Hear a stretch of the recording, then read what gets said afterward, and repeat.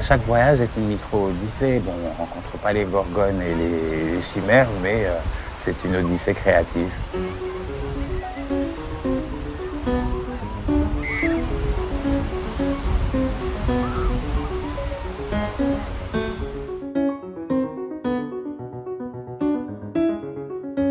Les personnages que je joue dans cette série, certains ont été photographiés sur scène et d'autres ont été photographiés aussi en studio. Et c'est du collage, c'est une histoire montée de toutes pièces.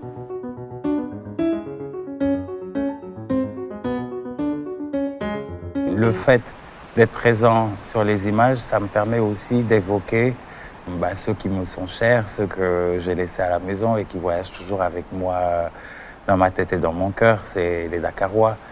Donc chacun de ces personnages représente pour moi un père, un oncle, un cousin ou un ami que j'ai laissé à Dakar. Donc c'est emmener un peu de Dakar en Normandie.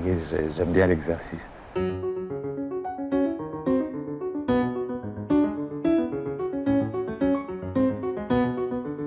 Je suis parti sur le principe d'une journée, matérialisée par le changement de couleur du ciel qui part du bleu au turquoise, midi étant plutôt jaune doré.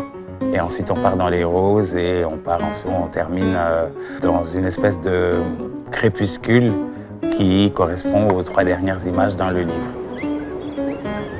Cette palette de couleurs-là, c'est peut-être la palette d'émotions que j'ai éprouvée et que j'éprouve encore à l'idée de Deauville. J'avais plus une prédilection pour les couleurs vives, qui correspondent aussi peut-être à mon environnement normal, dakarois, sénégalais, africain. C'est vrai que le bleu du ciel est quand même différent, la mer est différente, la couleur de l'eau est différente. Et je crois apercevoir Dakar au détour d'une rue à Deauville. C'est ça que je voulais raconter et célébrer, ce languissement de la terre maternelle.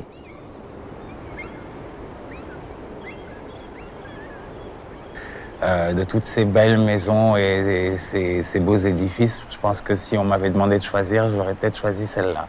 Justement, elle ressemble aussi à une maison dans une BD, une maison dans une clairière, quelque part dans un conte. Et pourtant, elle est à Deauville, en front de mer, et je la trouve juste charmante, quoi.